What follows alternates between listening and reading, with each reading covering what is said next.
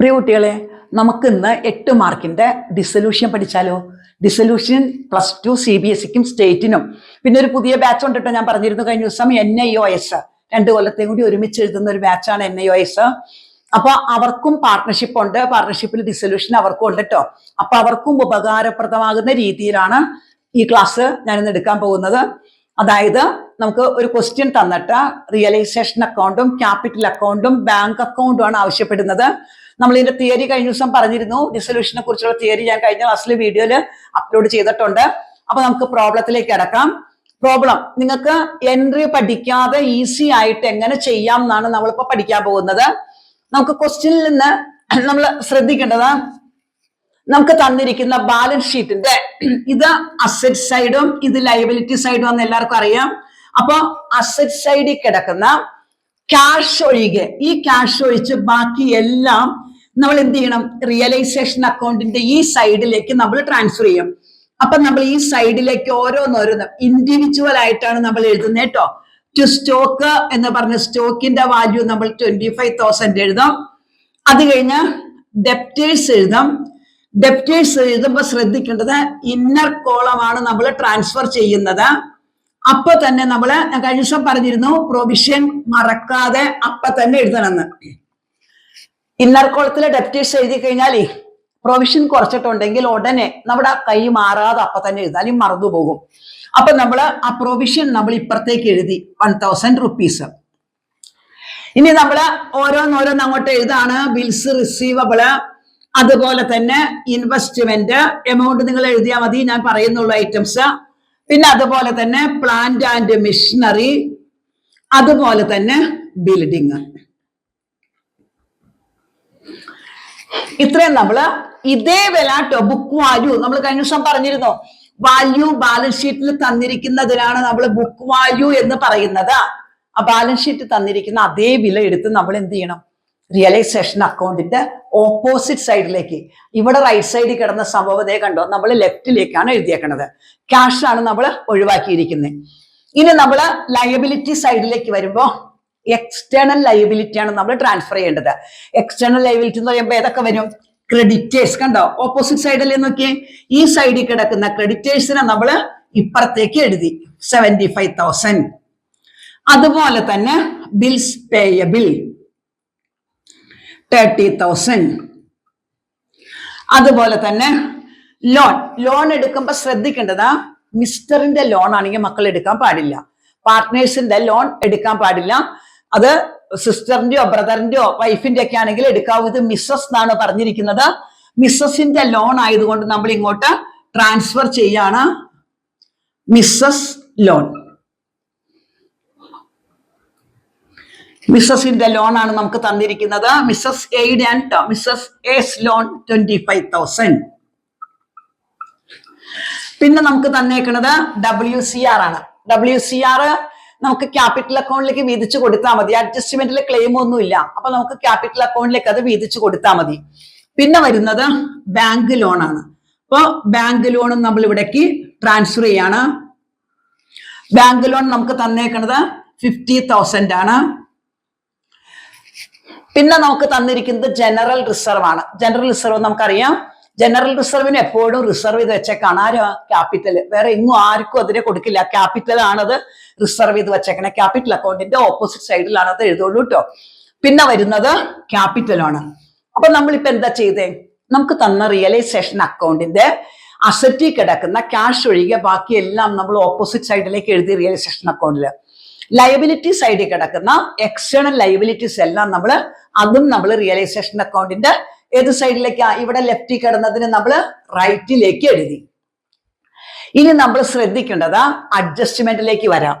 Adjustment പറഞ്ഞേക്കുന്നത് A was to pay loan by Mrs A. അതായത് ഈ മിസ്സസ് എയുടെ ലോൺ, ഇത് മിസ്സസ് എ എന്ന് ഞാൻ പറഞ്ഞിരുന്നു. മിസ്സസ് എ എന്ന് പറഞ്ഞാൽ എയുടെ വൈഫിന്റെ പേരിലുള്ള ലോൺ. എ പറയാണ് എന്റെ വൈഫിന്റെ പേരിലുള്ള ലോൺ ഞാൻ കൊടുത്തോളാം എന്ന് പറയാണ്. എന്ന് പറഞ്ഞാൽ ലയബിലിറ്റി ടേക്ക് ഓവർ ചെയ്യാം. അപ്പൊ ഒരുപാട് നമ്മൾ വിസ്തരിച്ച് ആലോചിച്ച് സമയം കളയണ്ട. നമ്മൾ ഇവിടേക്ക് ട്രാൻസ്ഫർ ചെയ്ത സംഭവം ഈ സൈഡിലാണ് പേ ഓഫ് ചെയ്യുമ്പോൾ വരുള്ളൂ. പേ ഓഫ് ചെയ്യോ ടേക്ക് ഓവർ ചെയ്യുമ്പോ വരുന്നത്. അപ്പൊ ഇവിടെ എ ആണ് ടേക്ക് ഓവർ ചെയ്തേക്കണേ. അപ്പൊ നമ്മൾ ഇവിടെ എഴുതും ടു എയുടെ ക്യാപിറ്റൽ. എത്ര രൂപ ലോണിന്റെ എമൗണ്ട് ട്രാൻസ്ഫർ ചെയ്തേക്കണത്? 15,000 ആണ്. ആ എമൗണ്ട് തന്നെയാണ് ടേക്ക് ഓവർ ചെയ്തേക്കണത്. ഇവിടെ ബിൽഡിങ്ങും ഇൻവെസ്റ്റ്മെന്റും ഞാൻ ആദ്യം എഴുതിയിരുന്നില്ല, നിങ്ങളത് എമൗണ്ട് എഴുതാം. 80,000, ബിൽഡിങ് 61,000. ഇനി മക്കൾ ചെയ്യേണ്ടതാ അടുത്തത്, and took half of the investment 10% discount എന്നാണ് അടുത്തത്. ഡിസ്കൗണ്ടില് 10% ഡിസ്കൗണ്ടില് ഇൻവെസ്റ്റ്മെന്റിന്റെ ഹാഫ് ആണ് എ ടേക്ക് ഓവർ ചെയ്തേക്കണേ. അപ്പൊ ഈ എ എന്ന പാർട്ട്ണർ മിസ്സസിന്റെ ലോണും ടേക്ക് ഓവർ ചെയ്തു. അതുപോലെ തന്നെ ഹാഫ് ഇൻവെസ്റ്റ്മെന്റിന്റെ ഹാഫും എന്ത് ചെയ്തു? Took half of the investment. അപ്പൊ നമ്മൾ നോക്കി ഇൻവെസ്റ്റ്മെന്റ് എത്രയാ നോക്കി, നമ്മൾ ട്രാൻസ്ഫർ ചെയ്തേക്കുന്ന ഇൻവെസ്റ്റ്മെന്റ് 60,000. അതിന്റെ ഹാഫ് എന്ന് പറയുമ്പോൾ 30,000. ആ 30,000ത്തിന്റെ 10% എന്ന് പറയുമ്പോൾ 3,000. അപ്പൊ നമ്മള് ആ 30,000-ന് 3,000 കുറച്ച് 27,000 നമ്മൾ ഇവിടെ എഴുതണ്ടേ കേട്ടോ. അപ്പൊ നമ്മള് അസറ്റ് ആയതുകൊണ്ട് അസറ്റ് ട്രാൻസ്ഫർ ചെയ്തത് ഇവിടെയാണ്. അപ്പൊ ഇവിടെ ആയിരിക്കും അത് ടേക്ക് ഓവർ ചെയ്യുമ്പോൾ വരുന്നേ കേട്ടോ. അപ്പൊ ബൈ എ എന്ന് പറഞ്ഞുകൊണ്ട് 27,000. 27,000 മനസ്സിലായോ? അതായത് പകുതി 30,000, അതിന്റെ 10% എന്ന് പറയുമ്പോൾ 3,000. അത് കുറച്ചിട്ട് ബാക്കിയുള്ള എമൗണ്ട് ആണ് എ ടേക്ക് ഓവർ ചെയ്തേക്കുന്നത്. അടുത്തത് stock and remaining investment were sold at 10% discount എന്നാണ് പറഞ്ഞേക്കുന്നത്. സ്റ്റോക്കും ബാക്കിയുള്ള ഇൻവെസ്റ്റ്മെന്റും, ബാക്കിയുള്ള ഇൻവെസ്റ്റ്മെന്റ് എന്ന് പറയുമ്പോൾ ബാക്കി ഇൻവെസ്റ്റ്മെന്റ് 30,000 ഉണ്ട്. 10% ഡിസ്കൗണ്ടിൽ സെയിൽ ചെയ്തു എന്നാ പറഞ്ഞേക്കണേ. വിൽക്കുമ്പോ നമ്മൾ ബൈ ബാങ്ക് എന്നല്ലേ എഴുതുന്നേ. നമ്മൾ ഇവിടെ അല്ലേ സ്റ്റോക്ക് എഴുതിയേക്കണേ. എവിടെയാ നോക്കി, അതിന്റെ ഓപ്പോസിറ്റില് സ്റ്റോക്ക് ഇവിടെ എഴുതിയേക്കണേ. സ്റ്റോക്കും ഇൻവെസ്റ്റ്മെന്റും നമ്മൾ ഇപ്പുറത്ത് എഴുതിയേക്കണേ. അത് സെയിൽ ചെയ്യുമ്പോൾ ഇപ്പുറത്ത് വരണം. എന്ത് പറഞ്ഞായിരിക്കും നമ്മൾ അത് എഴുതുന്നത്? ബാങ്ക് എന്ന് പറഞ്ഞാണ് നമ്മൾ അത് എഴുതേണ്ടത്. അത് എഴുതുമ്പോ സ്റ്റോക്ക് 10% ഡിസ്കൗണ്ടിലാ. സ്റ്റോക്ക് 25,000 അപ്പൊ 25,000 രൂപയുടെ സ്റ്റോക്കിൽ നിന്ന് നമ്മൾ എന്ത് ചെയ്യണം? 2,500 രൂപയാണ്. അപ്പൊ 10% ഡിസ്കൗണ്ട്. അത് കുറച്ചിട്ട് ബാക്കി 22,500 നമ്മള് സ്റ്റോക്ക് റിയലൈസ് ചെയ്ത എമൗണ്ട് എഴുതുന്നത്. സ്റ്റോക്ക് മാത്രമല്ല, ഇൻവെസ്റ്റ്മെന്റ്, റിമൈനിങ് ഇൻവെസ്റ്റ്മെന്റ് എപ്പോഴും കുട്ടികൾ തെറ്റിക്കും. ഈ 60,000-ന് 27,000 ആയിരിക്കും മിക്ക കുട്ടികളും തെറ്റിക്കാം എഴുതുന്നത്. അതല്ല വേണ്ടത്. പകുതി സ്റ്റോക്ക് 30,000 അത് ഡിസ്കൗണ്ടിൽ വിറ്റത് കൊണ്ടാണ് 27,000 ആയത്. ഇനി ബാക്കി സ്റ്റോക്ക് എത്രയാ? 30,000. ഈ 30,000 രൂപയുടെ സ്റ്റോക്ക് വീണ്ടും 10% ഡിസ്കൗണ്ടിൽ റിയലൈസ് ചെയ്തേക്കാണ്. അപ്പൊ നമ്മൾ റിയലൈസ് ചെയ്യുമ്പോൾ ബാങ്ക് എന്നേ എഴുതാവൂ. ബാങ്ക് എന്ന് പറഞ്ഞിട്ട് വീണ്ടും ബാക്കി സ്റ്റോക്ക് നമ്മൾ 27,000 എഴുതി. അപ്പൊ നമുക്ക് അത്ര അഡ്ജസ്റ്റ്മെന്റ് കഴിഞ്ഞു. ഇനി B shall use the firm's name for which he will pay ₹40,000 എന്ന് പറഞ്ഞ ബി എന്ന പാർട്ട്ണർ ഫേമിന്റെ നെയ്യും എടുത്തു എന്നാ പറഞ്ഞേക്കണേ. ഫേമിന്റെ പേര് ബി എടുത്തു എന്ന് പറഞ്ഞാൽ എന്താ അതിന്റെ അർത്ഥം? ഗുഡ്വില്ല്. ഫേമിന്റെ ഗുഡ്വില്ല് ബി എന്ന പാർട്ട്ണർ 40,000 രൂപയ്ക്ക് എടുത്തു എന്നാ പറഞ്ഞേക്കണേ.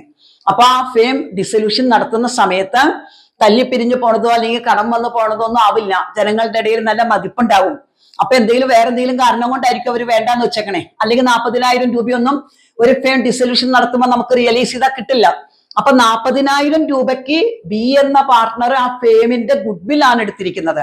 അപ്പൊ ജനങ്ങളുടെ ഇടയിൽ ആ സ്ഥാപനത്തിന് ഇപ്പോഴും നല്ല മതിപ്പുണ്ട്. അതുകൊണ്ടാണ് ബി അത് 40,000 രൂപയ്ക്ക് അത് എടുത്തിരിക്കുന്നത്. അപ്പൊ നമ്മള് ബി എന്ന് പറഞ്ഞുകൊണ്ട് എന്താ അത്? ഫേമിന്റെ പേര് എന്ന് പറഞ്ഞാൽ ഗുഡ്വില്ലാണ് കേട്ടോ. ഗുഡ്വില്ല് 40,000 രൂപയ്ക്ക് ബി എടുത്തിരിക്കുകയാണ്. കണ്ടോ? 40,000 രൂപയ്ക്ക് ബി എടുത്താക്കാണ് ഗുഡ്വില്ല്. ഇനി നമ്മോട് പറഞ്ഞിരിക്കുന്നത് A agreed to pay bills payable at discount. അപ്പൊ മക്കൾ നോക്ക, ബിൽസ് പേയബിൾ ട്രാൻസ്ഫർ ചെയ്തേക്കണ ഇവിടേക്കാണ്. ഈ ബിൽസ് പേയബിളിന്റെ 10% ഡിസ്കൗണ്ടിലാ എന്ത് ചെയ്തു? He agreed to pay. He means ഇവിടെ ബി തന്നെയാണ് കേട്ടോ. ഇതിന്റെ കണ്ടിന്യൂഷൻ ആണിത്. ബി ആണ് ഇവിടെ ഉദ്ദേശിക്കുന്നത്. ബി എന്ത് ചെയ്തു? ബിൽസ് പേയബിൾ 10% ഡിസ്കൗണ്ടിൽ ബി എടുക്കാണ്. അപ്പൊ ബിൽസ് പേയബിൾ നമ്മൾ ഇവിടെ അല്ലേ ട്രാൻസ്ഫർ ചെയ്തേക്കണേ. ട്രാൻസ്ഫർ ചെയ്തതിന്റെ ഓപ്പോസിറ്റ് ആയിരിക്കും ടേക്ക് ഓവർ ചെയ്യുമ്പോഴും പേ ഓഫ് ചെയ്യുമ്പോഴും. അപ്പൊ നമ്മള് ബി ആണ്, എ അല്ല കേട്ടോ. അപ്പൊ ടു ബി എന്ന് പറഞ്ഞുകൊണ്ട് ബിൽസ് പേയബിൾ. എത്ര ശതമാനം ഡിസ്കൗണ്ടില്ല ബിൽസ് പേയ്മെന്റ് എമൗണ്ട് നോക്കിയേ? 30,000. 30,000ന്റെ 10% എന്ന് പറയുമ്പോൾ 3,000. അപ്പൊ എത്ര രൂപയ്ക്കാ ബി എടുത്തിരിക്കുന്നേ മക്കളെ?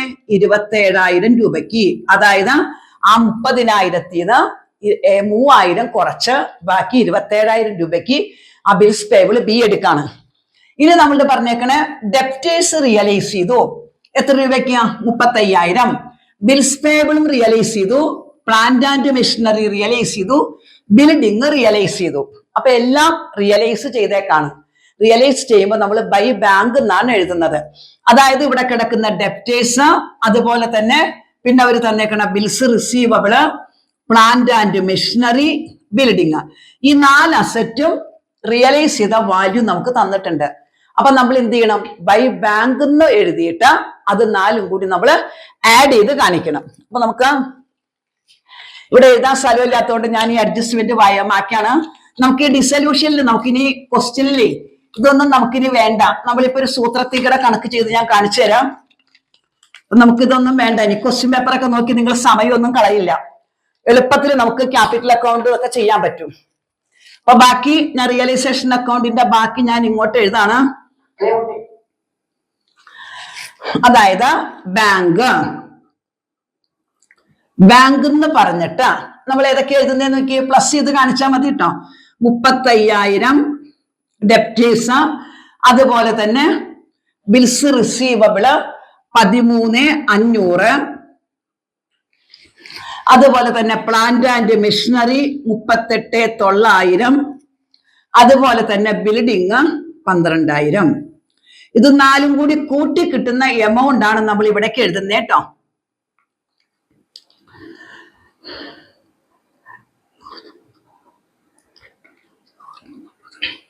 നിങ്ങളൊന്ന് കൂട്ടി നോക്കിക്കോളൂ. നിങ്ങൾക്ക് കാൽക്കുലേറ്ററിലൊക്കെ ചെയ്യാലോ. അപ്പൊ നിങ്ങൾ കൂട്ടി നോക്കിയിട്ട് എഴുതിക്കോ. 14 ഇഷ്ടം 1, 11, 14, 19 ഇഷ്ടം 4, 5, 9 ഇങ്ങനെ കിട്ടും. അപ്പൊ ആ 4 അസറ്റും റിയലൈസ് ചെയ്ത വാല്യൂ നമ്മൾ ബാങ്ക് എന്ന് പറഞ്ഞ് കാണിച്ചു. ഇനി നമ്മളോട് പറഞ്ഞേക്കണേ there was a car in the fame taken over by. ആരാ ടേക്ക് ഓവർ ചെയ്തെന്നേക്ക്? എ. അപ്പൊ അവരുടെ ബിസിനസ്സിൽ ഒരു കാർ ഉണ്ടായിരുന്നു. അപ്പൊ അത് കുറെ നാൾ ഉപയോഗിച്ച് കഴിഞ്ഞപ്പോ അത് റിട്ടേൺ ഓഫ് ആയി പോയി. അപ്പൊ എ പറയാണ് ആ കാർ ഞാൻ എടുത്തോളാം എന്ന് പറയാണ്. എത്ര രൂപയ്ക്ക് ആ എ എടുക്കാന്ന് പറഞ്ഞേക്കണേ? 23,400. ഈ കാറ് അൺറെക്കോർഡഡ് അസറ്റ് ആണ്. എങ്ങനെ നമുക്കത് മനസ്സിലാകുന്നേ? നമ്മൾ ട്രാൻസ്ഫർ ചെയ്ത അസറ്റിൽ അത് ഉണ്ടോ എന്ന് നോക്കിയേ? ഇല്ല. അല്ലെങ്കിൽ ബാലൻസ് ഷീറ്റിൽ ആ കാർ ഉണ്ടോ എന്ന് നോക്കിയേ? ബാലൻസ് ഷീറ്റിൽ ആ കാർ നമുക്ക് തന്നിട്ടില്ല. എന്ന് പറഞ്ഞാൽ അത് അൺറെക്കോർഡഡ് അസറ്റ് ആണ്. അൺറെക്കോർഡഡ് അസറ്റ് നമ്മൾ ട്രാൻസ്ഫർ ചെയ്യില്ല, റിയലൈസ് ചെയ്യല് മാത്രമേ ഉള്ളൂ.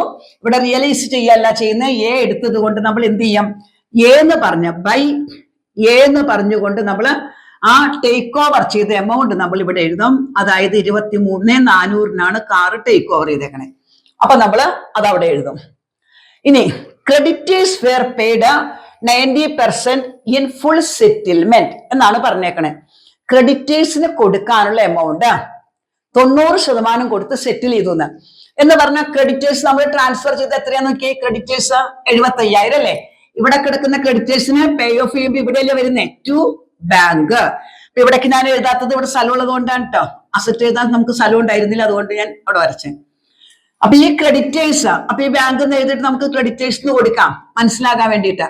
ആ ക്രെഡിറ്റേഴ്സിന് പേ ഓഫ് ചെയ്യാണ്. എങ്ങനെ ക്രെഡിറ്റേഴ്സിന് പേ ഓഫ് ചെയ്യുന്നതെന്ന് നോക്കിയേ? 90% എമൗണ്ടിന് ആണ് സെറ്റിൽ ചെയ്യുന്നത്.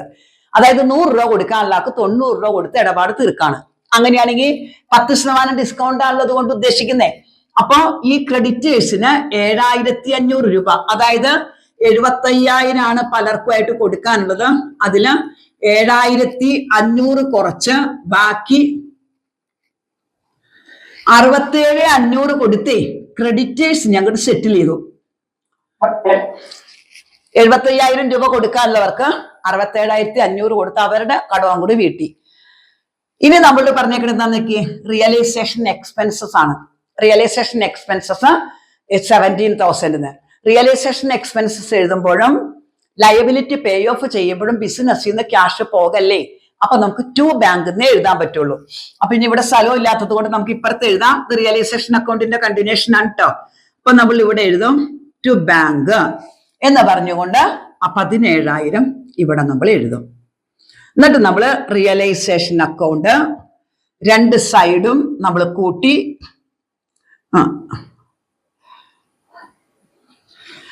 റിയലൈസേഷൻ അക്കൗണ്ടിന്റെ രണ്ട് സൈഡും നമ്മൾ കൂട്ടി അതിന്റെ വ്യത്യാസം കണ്ടുപിടിക്കും. ഞാനിപ്പോൾ ഇവിടെ കൂട്ടുന്നില്ല, കാരണം ഇങ്ങനെ ഇത് എഴുതിയപ്പോൾ ഒരുപാട് സമയം നമുക്ക് ഇനി ആഡ് ചെയ്യാൻ പോകും. അപ്പൊ ഞാൻ നിങ്ങൾക്ക് മെത്തേഡേ പറഞ്ഞു തരണുള്ളൂ. കാൽക്കുലേഷൻ ഒക്കെ നിങ്ങൾ ചെയ്ത് നോക്കാം. അപ്പൊ നമ്മളിപ്പോ റിയലൈസേഷൻ അക്കൗണ്ടിന്റെ രണ്ട് സൈഡും നമ്മൾ എഴുതി. ഇനി നമ്മൾ ചെയ്യുന്നത് ആദ്യം തന്നെ ക്രെഡിറ്റ് സൈഡ് ടോട്ടൽ ചെയ്യും, അത് കഴിഞ്ഞ് ഡെബിറ്റ് സൈഡ് ടോട്ടൽ ചെയ്യും. രണ്ട് സൈഡിന്റെ വ്യത്യാസം നമ്മൾ ബാലൻസ് ക്യാരി ഡൗൺ എന്ന് പറഞ്ഞ് കുറവുള്ള സൈഡിൽ മക്കളത് എഴുതും. എഴുതിയിട്ട് അവർക്ക് നമുക്ക് തന്നേക്കണ റേഷ്യോ എന്താണോ ആ റേഷ്യോയിൽ വീതിച്ചു കൊടുക്കും. റേഷ്യോ നമുക്കൊന്നും പറഞ്ഞിട്ടില്ലെങ്കിൽ നമ്മൾ ഈക്വൽ ആയിട്ടായിരിക്കും വീതിച്ചു കൊടുക്കുന്നത് കേട്ടോ. ഈ ക്വസ്റ്റ്യനിൽ നമുക്ക് റേഷ്യോ തന്നിരുന്നില്ല, അപ്പൊ നമുക്കത് ഈക്വൽ ആയിട്ട് വീതിച്ചു കൊടുക്കാം. 3 പേർക്കും അത് ഈക്വൽ ആയിട്ട് വീതിച്ചു കൊടുക്കാം. റേഷ്യോ തന്നിട്ടില്ലെങ്കിൽ ഈക്വൽ ആയിട്ട് വീതിച്ചു കൊടുക്കാം. അപ്പോൾ റിയലൈസേഷൻ അക്കൗണ്ട് സുഖമായിട്ട് പെട്ടെന്ന് ചെയ്ത് കഴിഞ്ഞില്ലേ, ഈസി ആയിട്ട് നമ്മൾ അത് എഴുതി കഴിഞ്ഞു. സൈഡ് നോക്കി നമ്മൾ വേഗം എഴുതി. ഇനി നോക്കി ഇതിലും ഈസി ആയിട്ട് ക്യാപിറ്റൽ അക്കൗണ്ട് എങ്ങനെ ചെയ്യണേ നോക്കാം. അപ്പൊ ക്യാപിറ്റൽ അക്കൗണ്ട് ഒക്കെ ചെയ്യാൻ പറഞ്ഞ മക്കൾക്ക് ഉണ്ടല്ലോ, ഒരുപാട് ക്വസ്റ്റ്യൻ മൊത്തം നോക്കി സമയം കളയണ്ട. നമുക്ക് എന്ത് ചെയ്താൽ മതി, ക്യാപിറ്റൽ അക്കൗണ്ട് നമ്മൾ ചെയ്യുമ്പോ ക്യാപിറ്റൽ അക്കൗണ്ടിലേക്ക് നമുക്ക് ഇവിടെ നിന്ന് കിട്ടുന്ന ഐറ്റം ഏതാ, ഈ രണ്ടുപേരുടെയും ക്യാപിറ്റലും കിട്ടും, ഈ ജനറൽ റിസർവും കിട്ടും. വേറെ ഒന്നും നമുക്ക് ക്യാപിറ്റൽ അക്കൗണ്ടിൽ നിന്ന് കിട്ടില്ല. അപ്പൊ ഞാൻ ഈ അഡ്ജസ്റ്റ്മെന്റ് നമുക്ക് ഇനി ആവശ്യമില്ല. ഈ അഡ്ജസ്റ്റ്മെന്റ് ഒക്കെ നമുക്ക് ഇവിടെ വന്നതുകൊണ്ട് നമുക്ക് ഇനി ഇത് ആവശ്യം വരുന്നില്ല. അതാണ് ഈ ഡിസൊല്യൂഷൻ എളുപ്പത്തിലൊരു മെത്തേഡ് എന്ന് പറഞ്ഞേ. നമുക്ക് ക്വസ്റ്റ്യൻ നോക്കി ഇനി സമയം കളയേണ്ട ആവശ്യമില്ല. പരീക്ഷയ്ക്ക് മക്കൾക്ക് ക്വസ്റ്റ്യൻ പേപ്പറിലേ ക്വസ്റ്റ്യന്റെ ബാലൻസ് ഷീറ്റും അഡ്ജസ്റ്റ്മെന്റും ഒന്നും വായിച്ച് ഇനി സമയം കളയേണ്ട. അവിടെ ക്യാപിറ്റൽ അക്കൗണ്ടും ബാങ്ക് അക്കൗണ്ടും ചെയ്യാൻ ഈസി ആയിട്ട് നമുക്ക് ചെയ്യാം. നോക്കിക്കോട്ടെ എങ്ങനെ ക്യാപിറ്റൽ അക്കൗണ്ട് ഈസി ആയിട്ട് ചെയ്യണേ നോക്കാം. ക്യാപിറ്റൽ അക്കൗണ്ട് നമ്മൾ ചെയ്യുമ്പോ രണ്ട് പാർട്ട്നേഴ്സ് ആണ് നമുക്ക് തന്നിരിക്കുന്നത്. അപ്പൊ നമ്മൾ 2 കോളം കൊടുക്കും. എന്നിട്ട് നമ്മൾ അവരുടെ ക്യാപിറ്റൽ എപ്പോഴും നമുക്ക് അറിയാവുന്ന കാര്യമാണ്. തന്നിരിക്കുന്ന ബാലൻസ് നമ്മൾ അഡ്മിഷൻ മുതൽ പഠിക്കുന്നതാണ്. അഡ്മിഷൻ, റിട്ടയർമെന്റ്, ഡെത്തിലൊക്കെ നമ്മൾ പറഞ്ഞതാണ്. ക്യാപിറ്റൽ അക്കൗണ്ട് സ്റ്റാർട്ട് ചെയ്യുന്നത് ബൈ ബാലൻസ് BD നമുക്ക് തന്നിരിക്കുന്നതാ. അപ്പം ആദ്യത്തെ ആളുടെ 30,000, രണ്ടാമത്തെ ആളുടെ 40,000. അപ്പൊ നമ്മൾ ക്യാപിറ്റൽ അക്കൗണ്ട് സ്റ്റാർട്ട് ചെയ്തു. ഇനി നമുക്ക് ക്വസ്റ്റ്യനിൽ നിന്ന് ഏതൊക്കെ ഐറ്റം ഉണ്ടെന്ന് നോക്കാം. ജനറൽ റിസർവ്, പിന്നെ ഇവിടെ WCR ഉണ്ട് കേട്ടോ. WCR ഉണ്ടെങ്കിൽ അതും നമ്മൾ എഴുതണം. അപ്പൊ നമ്മൾ ഇവിടേക്ക് എഴുതാം WCR, വർക്ക്മെൻ കോമ്പൻസേഷൻ റിസർവ്. ഇതൊക്കെ നമ്മൾ ആദ്യമേ ഒരു ക്ലാസ്സിൽ നമ്മൾ പറഞ്ഞിട്ടുള്ള കാര്യമാണ്. അപ്പൊ ഈ വർക്ക്മെൻ കോമ്പൻസേഷൻ റിസർവ് റേഷ്യോ പറഞ്ഞിട്ടില്ലെങ്കിൽ നമുക്ക് ഈക്വൽ ആയിട്ട് കൊടുക്കാം. അപ്പൊ നമ്മള് 2 പേർക്കും അത് ഈക്വൽ ആയിട്ട് അങ്ങോട്ട് കൊടുക്കാണ്. പിന്നെ നമുക്ക് റിസർവ് നമുക്ക് 27,000 ആണ് നമുക്ക് തന്നേക്കണത്. അപ്പൊ അതും നമ്മൾ 2 പേർക്കും ഈക്വൽ ആയിട്ട് അങ്ങോട്ട് കൊടുക്കാണ്. അപ്പൊ 13,500 കിട്ടും.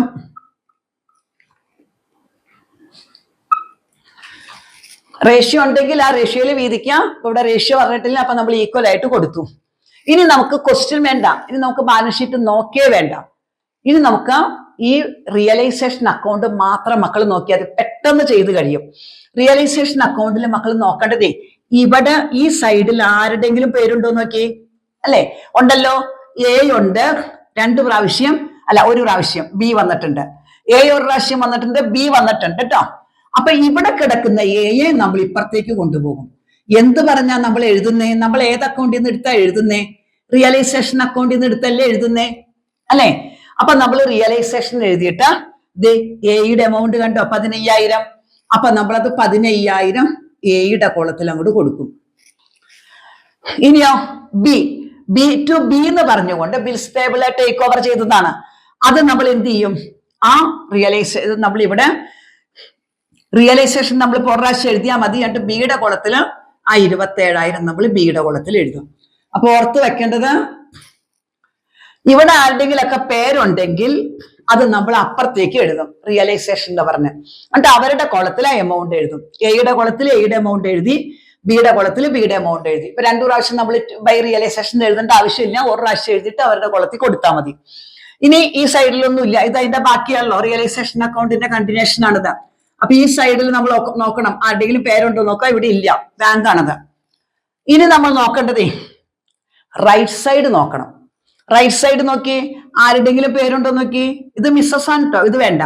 ഇത് ഇവിടെ ഉണ്ട്. എ ടേക്ക് ഓവർ ചെയ്തിട്ടുണ്ട് ഒരു 27,000. അപ്പൊ നമ്മൾ ഇവിടെ എഴുതും റിയലൈസേഷൻ എന്ന് പറഞ്ഞുകൊണ്ട്. റിയലൈസേഷൻ അക്കൗണ്ടിൽ നിന്നാണല്ലോ നമ്മൾ എടുത്ത് എഴുതുന്നേ. അപ്പൊ റിയലൈസേഷൻ എന്ന് പറഞ്ഞുകൊണ്ട് എയുടെ കോളത്തില് നമ്മൾ 27,000 എയുടെ കോളത്തിൽ എഴുതും. എ ആണ് ടേക്ക് ഓവർ ചെയ്തേക്കണേ. അപ്പൊ നമ്മൾ എയുടെ കോളത്തില് അത് എഴുതി 27,000. ഇനി മക്കൾ നോക്കിയേ, ബി ഉണ്ട്. ഗുഡ് വില് ബി അല്ലേ എടുത്തേക്കണേ. എത്ര രൂപയ്ക്കാ? 40,000. അപ്പൊ നമ്മൾ 2 പ്രാവശ്യം ഇനി റിയലൈസേഷൻ എഴുതാൻ നിൽക്കണ്ട. ബിയുടെ കോളത്തില് 40,000. ആ ഗുഡ് വില് ടേക്ക് ഓവർ ചെയ്തതാണ് കേട്ടോ. ഇവിടെ നമുക്ക് ഇങ്ങനെ എഴുതാം. ഒരു പ്രാവശ്യം എഴുതിയിട്ട് രണ്ടുപേരുടെ അവനവന്റെ എമൗണ്ട് അവനവന്റെ കോളത്തിൽ കൊടുത്താൽ മതി. ഇനി ഇവിടെ നമുക്ക് ബാക്കിയൊന്നും ആരുടെയും പേരില്ല. ഇത് ഇവിടെ ഉണ്ട്. ഒരു ബൈ എ ഉണ്ടിട്ട് ഇവിടെ. അപ്പൊ ഇവിടെ 23,400 എന്ത് ടേക്ക് ഓവർ ചെയ്ത? ബിൽസ് പേബിൾ ടേക്ക് ഓവർ ചെയ്തത്. അപ്പൊ നമ്മൾ അത് എഴുതണം. ഇവിടെ കിടക്കുന്നത് ബൈ അല്ലേ.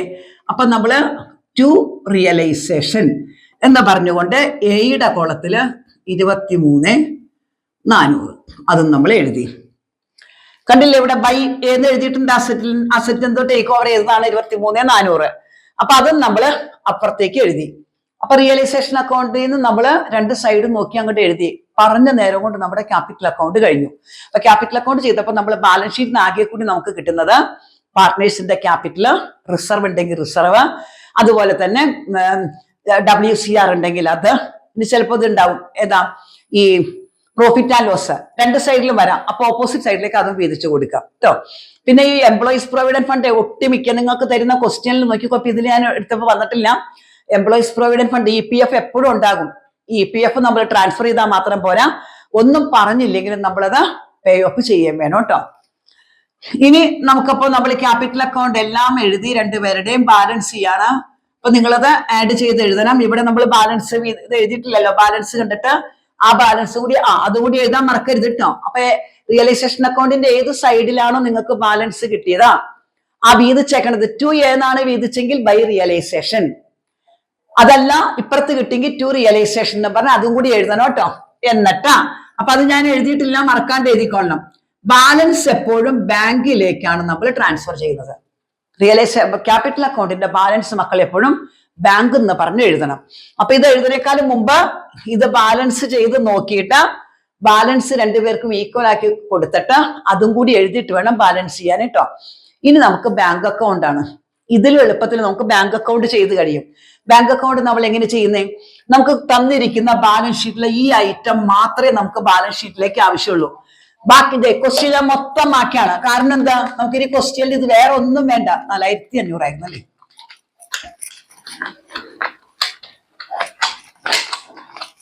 പുതിയ ബാലൻസ് ഷീറ്റ് അല്ല നമ്മൾ എഴുതുന്നത് ഇനി ബാങ്ക് അക്കൗണ്ട് ആണ് കേട്ടോ. അപ്പൊ നമ്മൾ ബാങ്ക് അക്കൗണ്ട് എഴുതുമ്പോ മക്കൾ ഓർത്ത് വെക്കാം, നമുക്ക് തന്നിരുന്ന ക്വസ്റ്റ്യനില് അസറ്റ് സൈഡില് ക്യാഷ് അഥവാ ബാങ്ക് എന്ന് പറഞ്ഞ ഒരു 4,500 ഉണ്ടായിരുന്നു. അത് നമ്മൾ ഓപ്പോസിറ്റ് സൈഡിലേക്ക് എഴുതും. എന്ത് പറഞ്ഞ് എഴുതും? ബാലൻസ് BD എന്ന് പറഞ്ഞ ആ 4,500 എഴുതും. ഒരു കാര്യം കൂടി നമ്മൾ നോക്കണം ബാലൻസ് ഷീറ്റിൽ. ബാങ്ക് മാത്രം നോക്കിയാൽ പോരാ, പാർട്ട്നേഴ്സിന്റെ പേരിൽ ലോൺ ഉണ്ടോ എന്ന് നോക്കണം. എസ് ലോണോ ബീസ് ലോണോ. ഈ ക്വസ്റ്റ്യനില് എയുടെ പേരിൽ ലോൺ ഉണ്ടായിരുന്നില്ല, ബിയുടെ പേരിൽ ലോൺ ഉണ്ടായിരുന്നില്ല. എയുടെ വൈഫിന്റെ പേരിലായിരുന്നു. അത് നമ്മൾ ട്രാൻസ്ഫർ ചെയ്തു, അത് പേ ഓഫും ചെയ്ത് പോയിട്ടുണ്ട്. അതെടുക്കാൻ പാടില്ല. മിസ്റ്ററിന്റെ പേരിൽ ലോൺ ഉണ്ടെങ്കിൽ അതും നമ്മൾ ഇതുപോലെ ഓപ്പോസിറ്റ് സൈഡിലേക്ക് എഴുതും. ഓർത്ത് വെക്കണം കേട്ടോ. മിസ്റ്ററിന്റെ പേരിൽ ലോൺ ഉണ്ടെങ്കിൽ ബാലൻസ് ഷീറ്റിൽ 2 അല്ലേ നമുക്ക് തരുള്ളൂ. അപ്പൊ നമ്മളത് ബൈ മിസ്റ്റർ ലോൺ എന്ന് പറഞ്ഞ് എഴുതണം. ഈ ക്വസ്റ്റ്യനിൽ അതില്ല. അപ്പൊ നമുക്ക് ക്വസ്റ്റ്യൻ പേപ്പറിൽ മക്കൾ ബാങ്ക് അക്കൗണ്ട് ചെയ്യുമ്പോൾ ആകെ കൂടി 2 ഐറ്റം നോക്കേണ്ട ആവശ്യമുള്ളൂ. ബാലൻസ് BD, ലയബിലിറ്റി സൈഡിൽ പാർട്ട്നേഴ്സിന്റെ ലോൺ ഉണ്ടോന്ന്. ഉണ്ടെങ്കിൽ 2 കൂട്ടവും ഓപ്പോസിറ്റ് സൈഡിലേക്ക് എഴുതണം. ഇനി മക്കൾ ക്വസ്റ്റ്യൻ പേപ്പറിലെ ബാലൻസ് ഷീറ്റ് നോക്കണ്ട, അഡ്ജസ്റ്റ്മെന്റ് നോക്കണ്ട, സമയം കളയണ്ട. ഇതിലേക്ക് പോരെ. ഇത് നോക്ക, റിയലൈസേഷൻ അക്കൗണ്ട്. ഇവിടെ എത്ര പ്രാവശ്യം ബാങ്ക് എന്ന് നോക്കിയേ. ബാങ്ക് എന്ന് എഴുതിയേക്കണത് ഇവിടെ ഒരു ബാങ്ക് എന്ന് എഴുതിയിട്ടുണ്ട്. കണ്ട, 2 ബാങ്ക്. അപ്പൊ നമ്മൾ ബൈ റിയലൈസേഷൻ ഓപ്പോസിറ്റ് സൈഡിലേക്കാണ് നമ്മൾ എഴുതി പോണത്. ബൈ റിയലൈസേഷൻ എന്ന് പറഞ്ഞാൽ നമ്മൾ ഇത് 67,500 എഴുതി, ഇപ്പുറത്ത് എഴുതി. ഇനി ഇത് ഇവിടെ ഇട്ടോ, അത് അതിന്റെ ബാക്കിയാണല്ലോ. ഇത് 2 ആണ്. 2 ഒക്കെ നമ്മൾ ബൈ ആയിട്ട് എഴുതുന്ന കേട്ടോ. ബൈ റിയലൈസേഷൻ എന്ന് പറഞ്ഞാൽ നമ്മൾ ആ എക്സ്പെൻസ് ആ 17,000 നമ്മൾ അതും എഴുതി. ഇത് എക്സ്പെൻസ് ആണ്, അതും നമ്മൾ എഴുതി. ഇനി മക്കൾ നോക്കേണ്ടത് അസറ്റ് സൈഡിൽ എത്ര പ്രാവശ്യം ബാങ്ക് ഉണ്ടെന്ന് നോക്കിയാൽ. ഇത് ബാങ്ക് ലോൺ ആണ് കേട്ടോ, അത് എടുക്കരുത്. ഇത് ഇവിടെ ഒരു ബാങ്ക് ഉണ്ട്, അത് നമ്മൾ ഇവിടേക്ക് എഴുതും. റിയലൈസേഷൻ 2 റിയലൈസേഷൻ എന്ന് പറഞ്ഞുകൊണ്ട് അത് നമ്മൾ ഇപ്പുറത്ത് എഴുതും 22,500. ഇനിയുണ്ട് വീണ്ടും ബാങ്ക് ഉണ്ട്. ആ ഗുഡ് വിൽ ടേക്ക് അല്ല, ഇത് വേറെ എന്തോ സംഭവമാണ്. അത് 27,000 ബാങ്ക് ഉണ്ട്. അതും നമ്മൾ ഇവിടെ എഴുതും റിയലൈസേഷൻ എന്ന് പറഞ്ഞ് ആ 27,000 നമ്മൾ ഇവിടെ എഴുതും. കണ്ടോ എത്ര പെട്ടെന്ന് തീർന്നു നോക്കി. ആ റിയലൈസേഷൻ അക്കൗണ്ടിന്റെ രണ്ട് സൈഡ് നോക്കി കഴിഞ്ഞാൽ പറഞ്ഞു തരും കൊണ്ട് നമുക്ക് ബാങ്ക് അക്കൗണ്ട് കിട്ടും. ഇനി നമ്മൾ ചെയ്യേണ്ടത്, നമ്മളിവിടെ ക്യാപിറ്റൽ അക്കൗണ്ട് ചെയ്തിട്ടില്ല, നിങ്ങൾ തന്നെ കാൽക്കുലേഷൻ നടത്തണം എന്നാണ് ഞാൻ പറഞ്ഞത്. ക്യാപിറ്റൽ അക്കൗണ്ടിൽ റിയലൈസേഷന്റെ ബാലൻസ് എഴുതിയിട്ട് വേണമല്ലോ നമുക്ക് ക്യാപിറ്റൽ അക്കൗണ്ട് ബാലൻസ് ചെയ്യാൻ. അപ്പൊ നമുക്ക് മക്കൾക്ക് അവിടെ ടു ബാങ്കോ ബൈ ബാങ്കോ കിട്ടും. ടു ബാങ്ക് ആണ് കിട്ടുന്നതെങ്കിൽ ബൈ റിയലൈസേഷൻ എന്ന് പറഞ്ഞ ബാങ്കിൽ എഴുതാം. ബൈ ബാങ്ക് ആണ് മക്കൾക്ക് കിട്ടിയതെങ്കിൽ ടു റിയലൈസേഷൻ എന്ന് പറഞ്ഞ ബാങ്കിൽ എഴുതാം. ഇത്രയേ ഉള്ളൂ. ഇത്രയും ചെയ്ത് കഴിഞ്ഞാൽ മക്കൾക്ക് പറഞ്ഞ നേരം കൊണ്ട് ഡിസൊല്യൂഷന്റെ കണക്ക് ചെയ്ത് കഴിഞ്ഞു. അപ്പൊ എല്ലാവരും ഈ പ്രോബ്ലം ഒന്ന് ഫുള്ള് ചെയ്യുക, എന്നിട്ട് ആൻസർ കമന്റ് ചെയ്യുക. ഡൗട്ട് ഉണ്ടെങ്കിൽ കമന്റിൽ രേഖപ്പെടുത്താം. അപ്പൊ ഇതില്ലാതെ നിങ്ങൾക്ക് ഒരു ക്വസ്റ്റ്യൻ പേപ്പർ കിട്ടില്ല. അപ്പൊ എല്ലാവരും വീഡിയോ ലൈക്ക് ചെയ്യുക, ഷെയർ ചെയ്യുക, അതുപോലെ സബ്സ്ക്രൈബ് ചെയ്യാത്തവർ സബ്സ്ക്രൈബ് ചെയ്യുക. ഇപ്പൊ ഞാൻ ഒരു 2-3 ദിവസമായിട്ട് എന്റെ ക്ലാസ്സുകൾ എനിക്ക് എടുക്കാൻ സാധിച്ചില്ല. അപ്പൊ ഞാനിപ്പോ ഇനി കണ്ടിന്യൂസ് ആയിട്ട് ഓരോ പോർഷൻ നമുക്ക് പരീക്ഷയ്ക്ക് വരുന്നത്. അപ്പൊ നിങ്ങളുടെ എക്സാം വരാണ്, ബോർഡ് എക്സാം, ക്രിസ്മസ് എക്സാമും. ബോർഡ് എക്സാം അത് കഴിഞ്ഞാൽ ഉടനെ വരും. അപ്പൊ ആ ക്രിസ്മസ് എക്സാമിന് കണക്കാക്കി നമ്മൾ ഇനി വേഗം വേഗം ഓരോ ദിവസവും പ്രധാനപ്പെട്ട ക്വസ്റ്റ്യൻസ് നമ്മൾ ചെയ്യുന്നതായിരിക്കും. അപ്പോൾ എല്ലാവരും വീഡിയോ ലൈക്ക് ചെയ്യുന്നു പ്രതീക്ഷിക്കുന്നു.